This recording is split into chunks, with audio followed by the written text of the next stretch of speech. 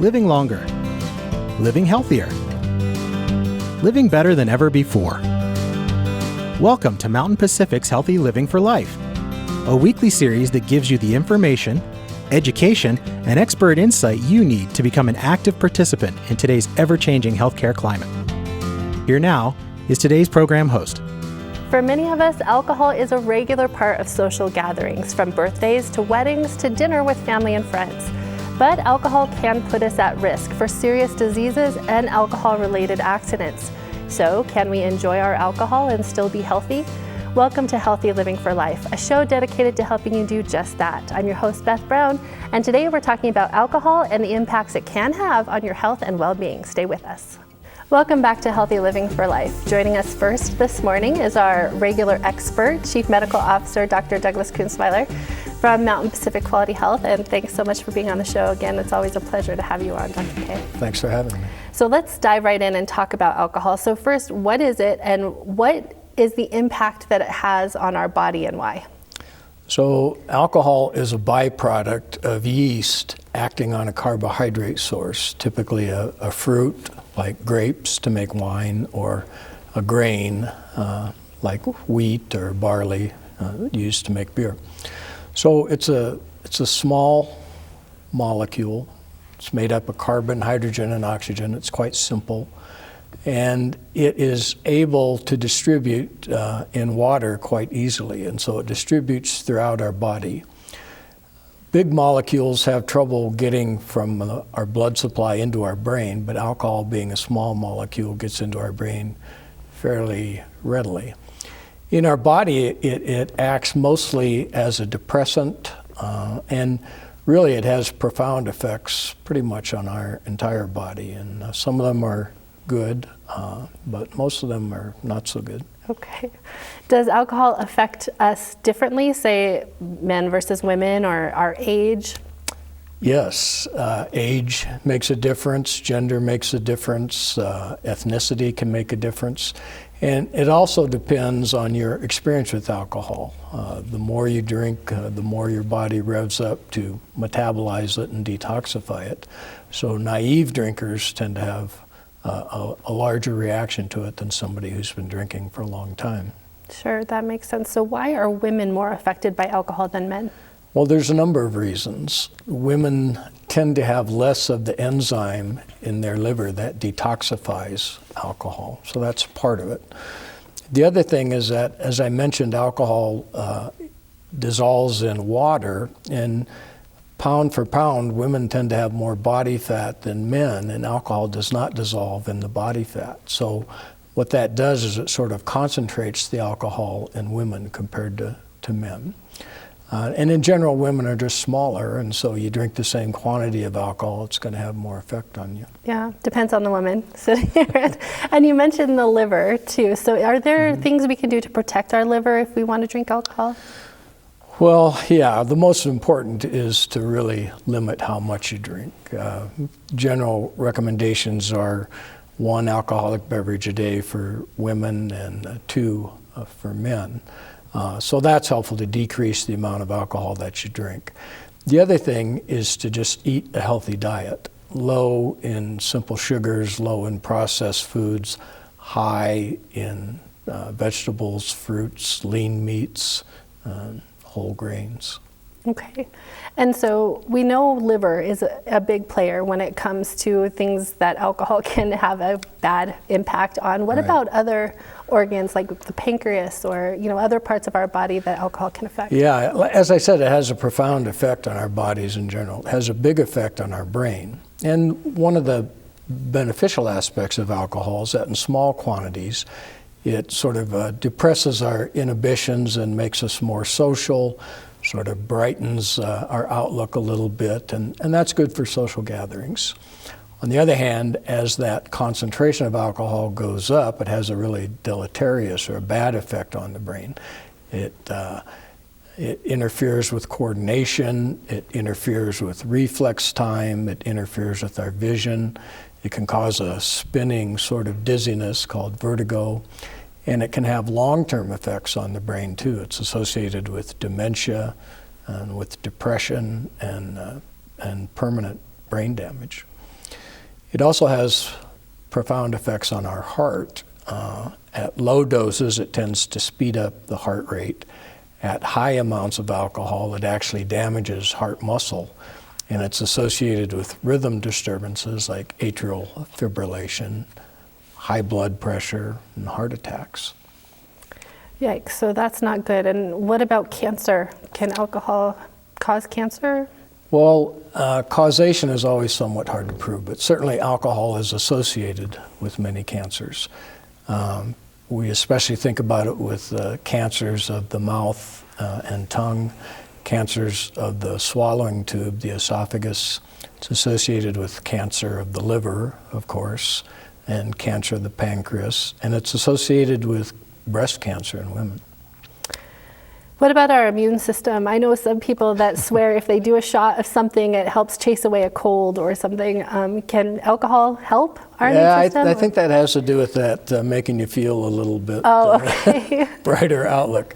No, actually it inhibits our immune system. And I think many people, if they're honest, will tell you they've had the experience of maybe celebrating a little bit too much on a weekend and then waking up with a bad head cold the next day. It does inhibit our white blood cells in our immune system, so it actually lowers our resistance to infection. Okay, we are coming down to about a minute left, Dr. Kunzweiler, so I want to ask really quickly about medications and cautionary steps people should take there when it comes to alcohol. Yeah, you should check with your doctor about taking any medication, but the ones that we particularly worry about are ones that lower your breathing rate, because alcohol does that too, and in combination, that can be deadly. So the drugs that we worry about there are the narcotic painkillers, codeine, hydrocodone, oxycodone, and then also the medicines that are used for anxiety and sleep, medicines like Ativan and Xanax and Valium. Those meds combined with alcohol can make a deadly combination. Okay, and in just a couple seconds, any final words of advice? I think alcohol is fine as long as you enjoy it in moderation, like everything else. Okay, perfect. We're going to talk more about moderation here in a little bit, but we do need to take a break. So let's do that, and when we come back, we're going to talk about alcohol-related accidents and statistics around drinking and driving and how we can find safe ways to get home. Stay with us. We'll be right back after this.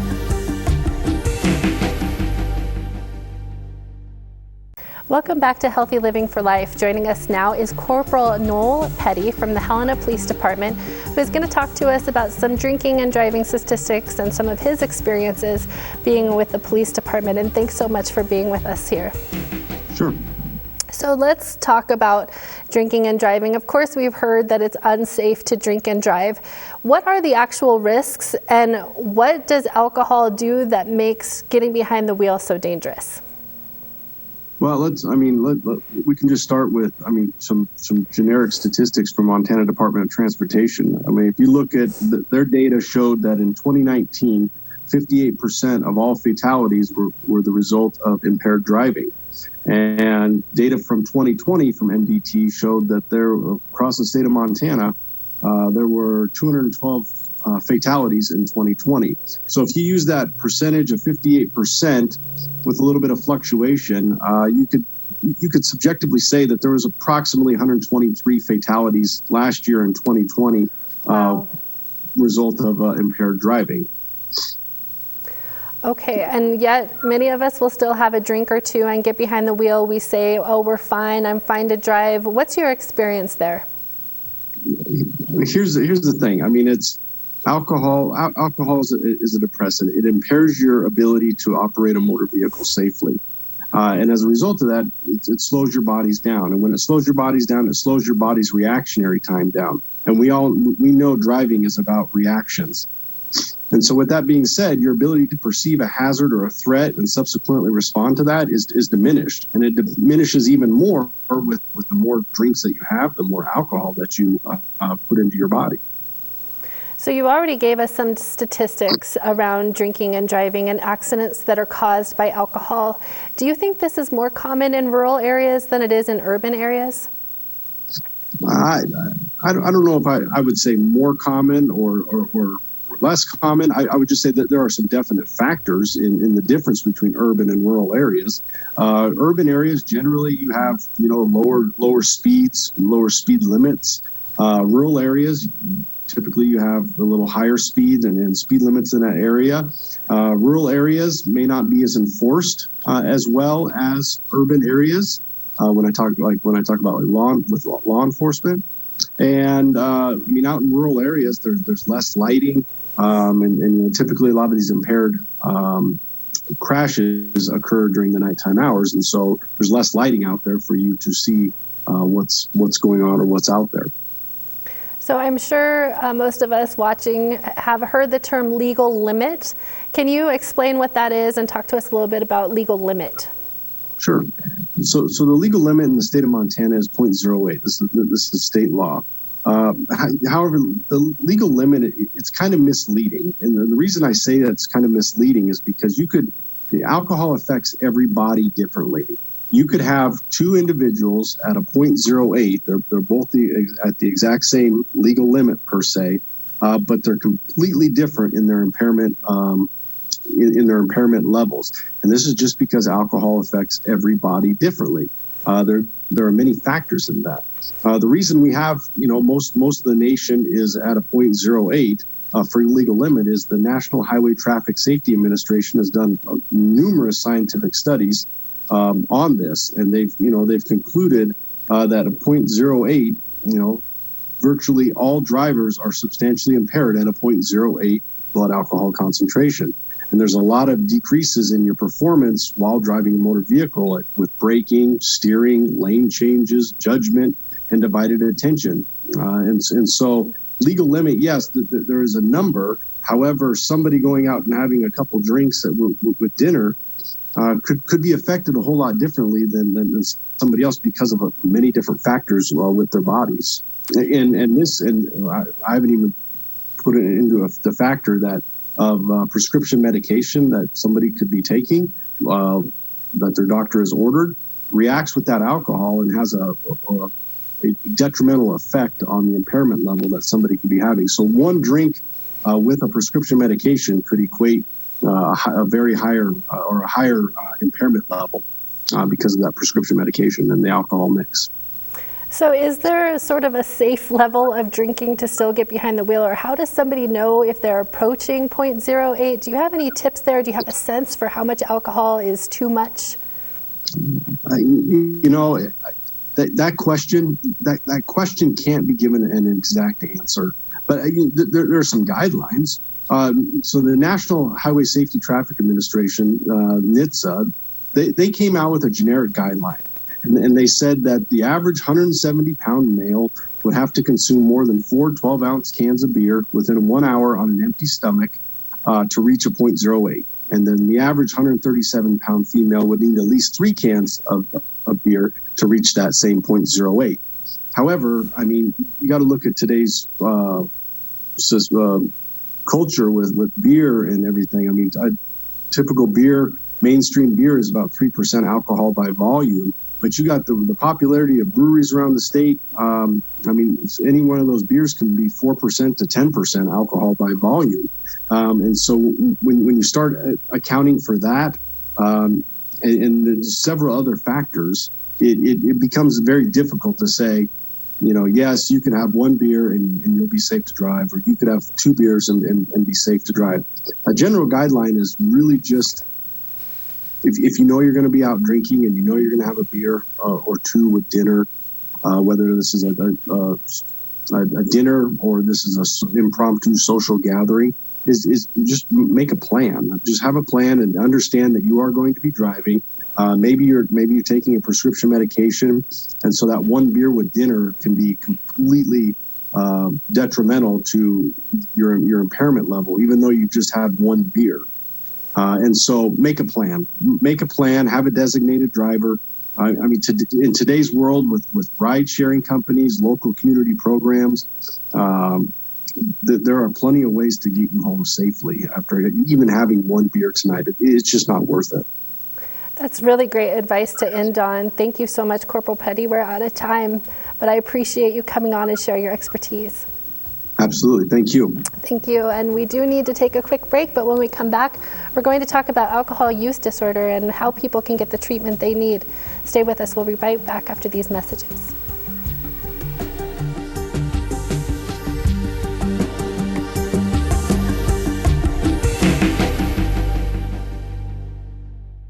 Welcome back. Joining us now is Michael Erickson, who is a certified addiction counselor at Helena Valley Addiction Services, and he's here to talk about alcohol use disorder and treatment and what people can do if they need help. So thanks so much for being here to share your expertise. Yeah, thank you. So in the first part of the show, we were talking with Dr. Kunstweiler, and he talked about drinking in moderation. Mm-hmm. Can you help us understand what that means? The American Medical Association defines moderation for men is less than 4 beers in a setting, for women less than 3. And if you take that into a week's time, it's less than 14 a week for men and less than 7 a week for women. So on the flip side of that, then, what's excessive alcohol use, or when do we tip over and it's officially too much? Officially too much is somewhat based on a person-to-person basis, but just like with the levels before, it's more than that. So more than 4 in a sitting for men, more than 3 in a sitting for women, more than 14 a week for men, and more than 7 in a week for women. That makes sense. Is alcoholism considered a disease? And like many diseases, can it be inherited or passed down?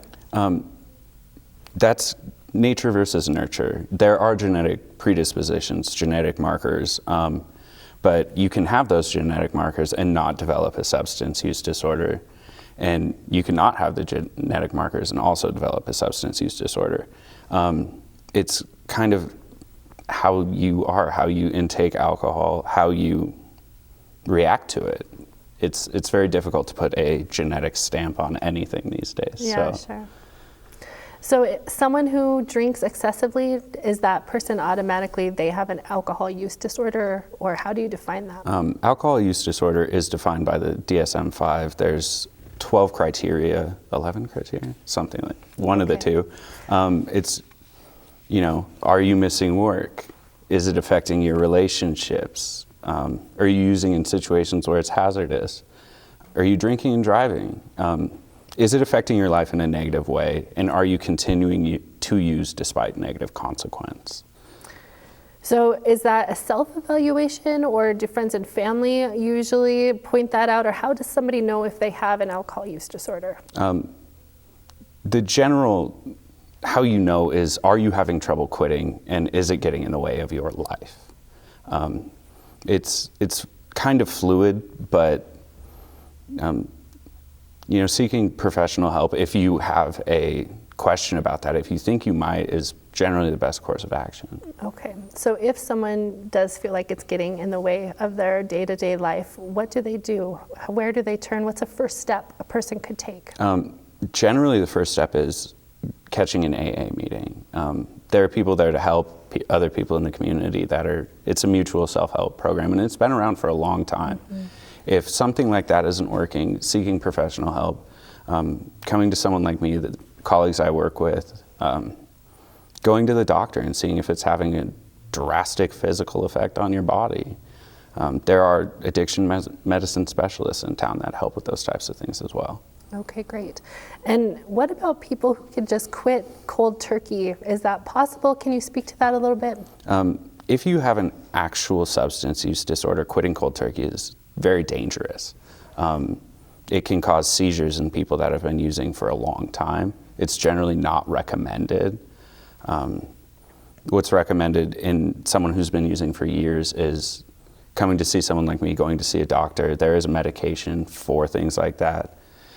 There's also treatment for things like that, because it can be incredibly dangerous, even life-threatening.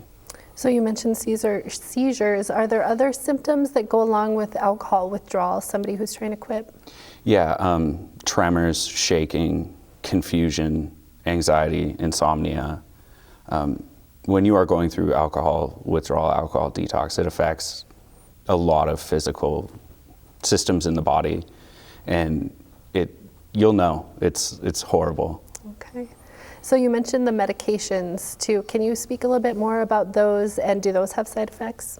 Yes, it's a little bit outside of my scope of practice to speak specifically about medications because I'm not a doctor, but they do put you on fluids. They give you some medications to kind of ease the pain because it is very painful physically.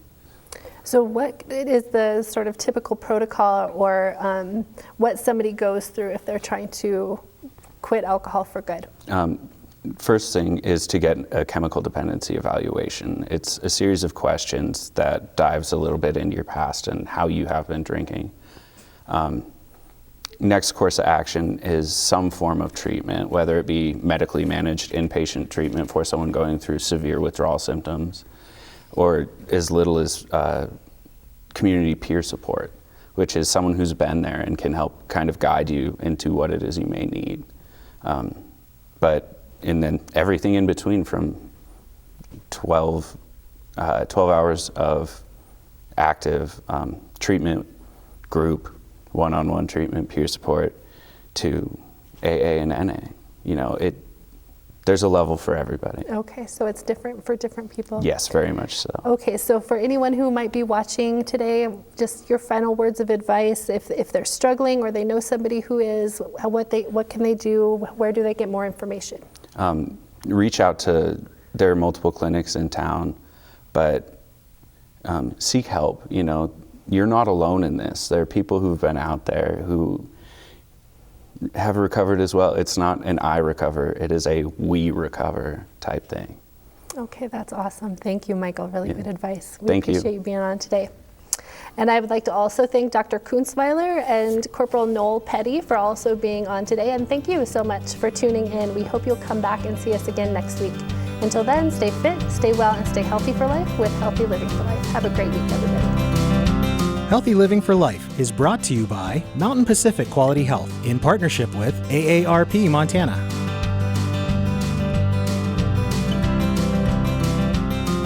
We'd love to hear from you. If you have suggestions for future programs, visit our website at mpqhf.org or call us at 406-443-4020. You can also catch us on YouTube by visiting our website and clicking on the Healthy Living for Life logo.